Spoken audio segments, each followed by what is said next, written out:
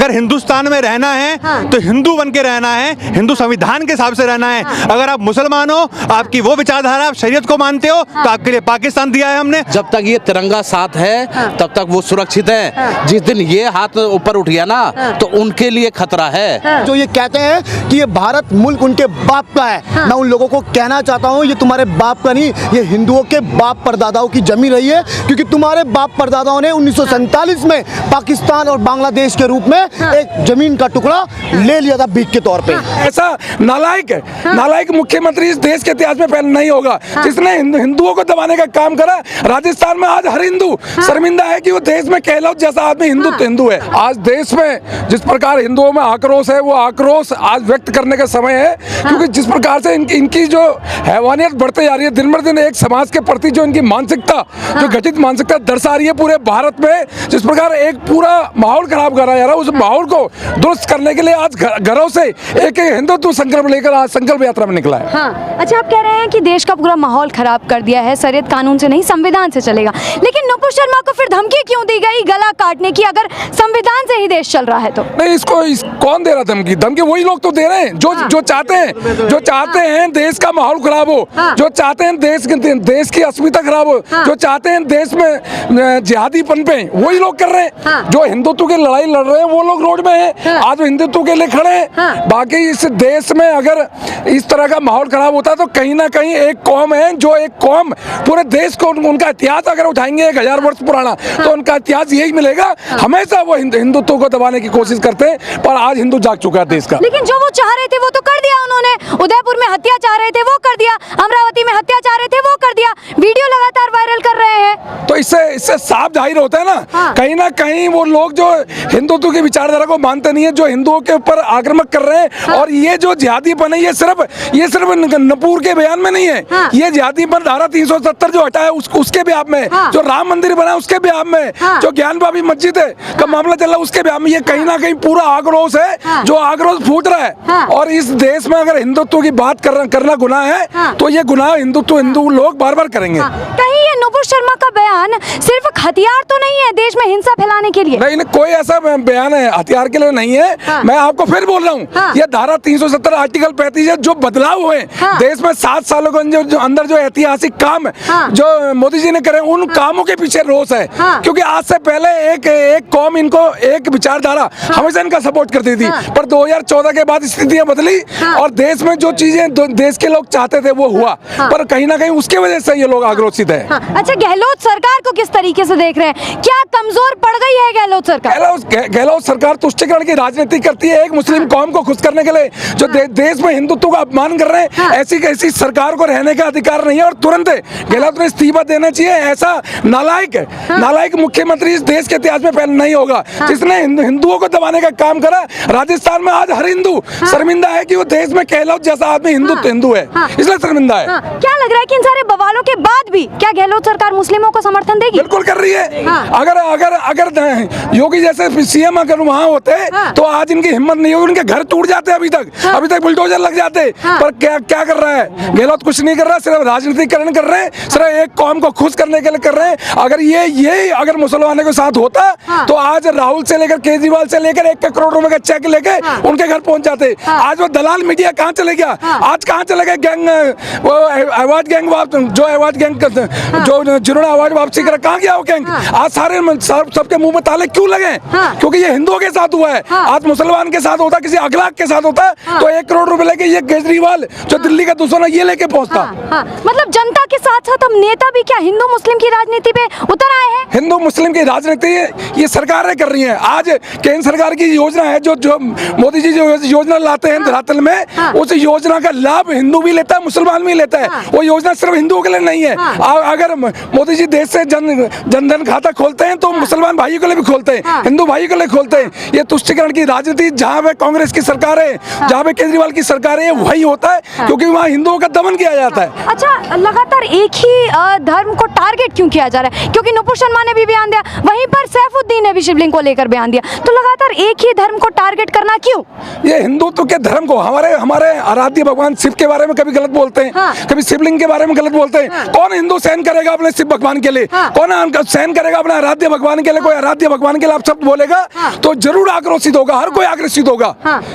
यही बात है। अच्छा, और काली का पोस्टर रिलीज किया था लीना मणिमेखले ने, उस पर क्या कहना चाहेंगे कि सिगरेट पीते हुए पूरा एक गिरोह है, पूरे देश में एक गिरोह है जिसमें केजरीवाल से लेकर राहुल गांधी से लेकर कम्युनिस्ट से लेकर ये पूरे हिंदुत्व की विचारधारा जो पनप रही है, जो देश में 2014 के बाद से मोदी जी ने हिंदुत्व जगाया है, उस हिंदुत्व को दबाने के लिए ये लोग इकट्ठा हो रहे हैं, कहीं ना कहीं लोगों को भ्रमित कर रहे हैं। जिस प्रकार देवी देवताओं का ये अपमान कर रहे हैं, पर हिंदू समाज अपमान नहीं सहेगा और इनको ईंट का जवाब पत्थर से देगा। अच्छा सर, ये मानसिकता कहाँ से उत्पन्न होती है कि निर्दोषों की गला रेत कर हत्या कर देना, बेगुनाहों को मार देना, कहाँ से ये कट्टरपंथी वाली सोच उत्पन्न होती है? देखिए, वो तो मदरसे से शुरू हो जाती है।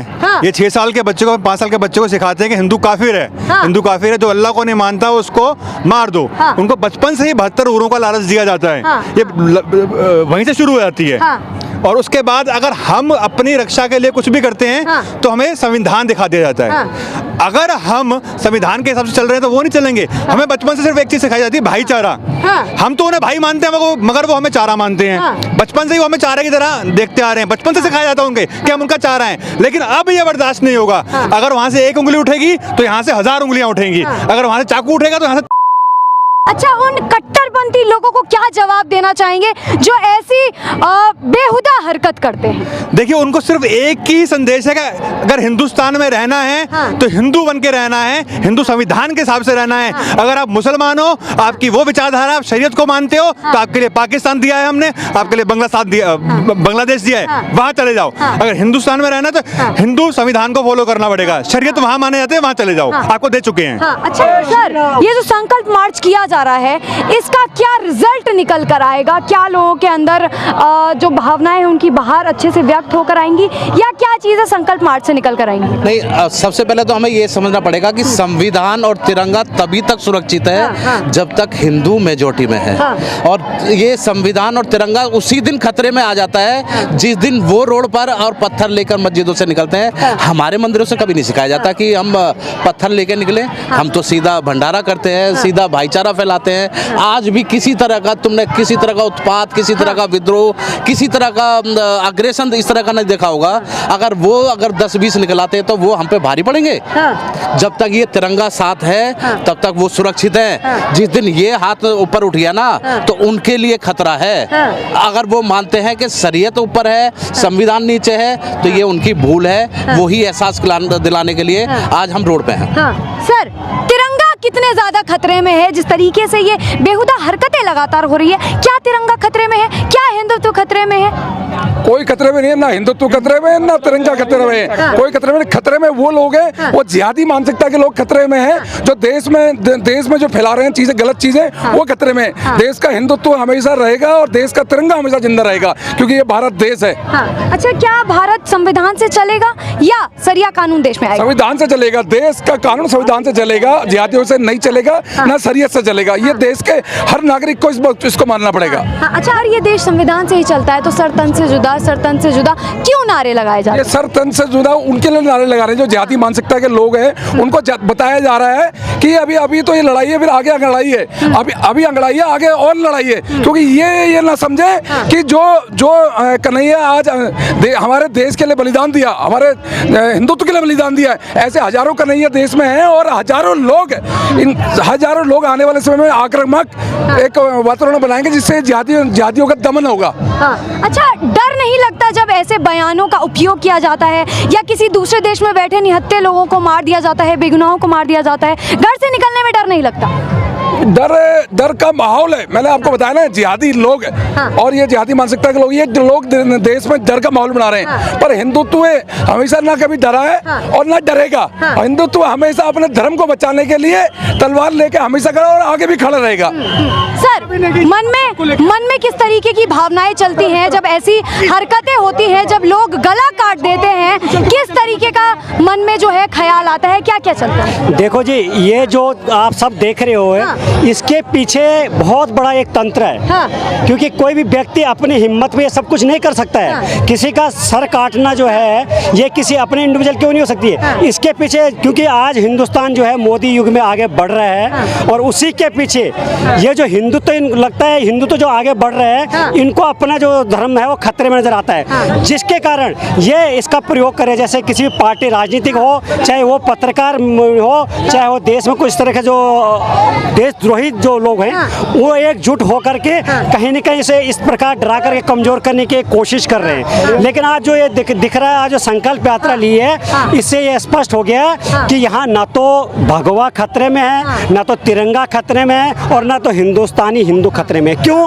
क्योंकि भारत और पाकिस्तान का जब बंटवारा हुआ था, सिर्फ इसी बेस पे होता है, यहाँ हिंदुस्तान रहेगा, वहाँ पाकिस्तान रहेगा, एक समुदाय यहाँ रहेगा, एक समुदाय वहाँ रहेगा। लेकिन ये दूसरे समुदाय वाले आज इनको लग रहा है कि मोदी युग में जिस तरह से मोदी आए हैं, उसके बाद एक हिंदुत्व की जो लहर बढ़ी है, जिस तरह से राष्ट्र भावना क्या जो लगता है कि भारत विश्व गुरु बनने की तरफ जा रहा है, तो इनको कहीं ना कहीं अपनी राजनीतिक खतरे में लगती है। और इस सब के पीछे, क्योंकि जब संविधान की बात आती है कि संविधान से चलेगा, तो फिर शरीयत कहाँ से होगा? क्यों? अगर हिंदुस्तान में ये लोग रह रहे हैं, तो यह संविधान तो उनके लिए भी लागू होता है, उनके लिए अलग से शरीयत कहाँ से हो गई है? तो उनको लगता है कि अब अगर हिंदुस्तान अगर संविधान के हिसाब से चलना शुरू हो जाएगा, तो इनकी राजनीतिक खतरे में हो जाएगी, इनका जो एक जो धर्मगुरु हैं, ये जो है इनका जो रोजी रोटी चल रही है वो खतरे में हो जाएगी। इसलिए जो है इन ये षड्यंत्र रच रहे हैं। ये गला काट करके सिर्फ एक डराने का काम किया जा रहा है, एक धमकाने का काम किया जा रहा है कि हिंदू इससे डर जाएगा कहीं।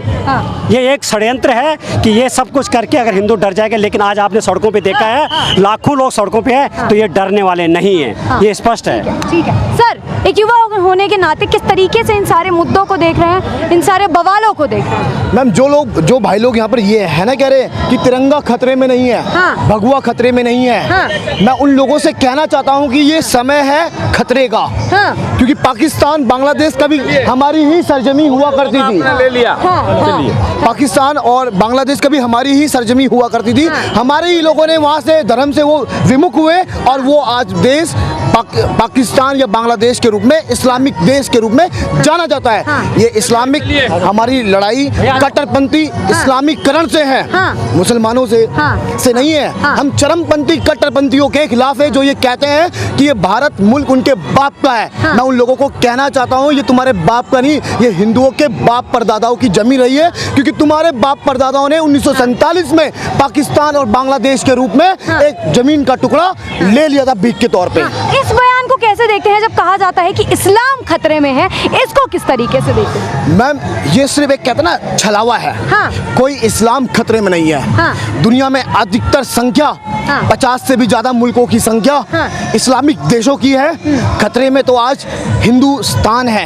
यहाँ पे हिंदू की आबादी जो रह रही है, जो दिन पे दिन सिमट रही है, कई राज्यों के अंदर हिंदू आज अल्पसंख्यक दर्जे में आ चुका है। हाँ। और हम न जाने हम किस सोच के अंदर आपके इस मंच के माध्यम से कई भाई लोग ये कहते हैं हाँ। भगवा खतरे में नहीं है, तिरंगा खतरे में नहीं है। हाँ। खतरे में है, समय रहते ही जाग जाओ। देशवासियों और हिंदुओं से मैं ये आह्वान करता हूँ। चलिए, बहुत बहुत धन्यवाद।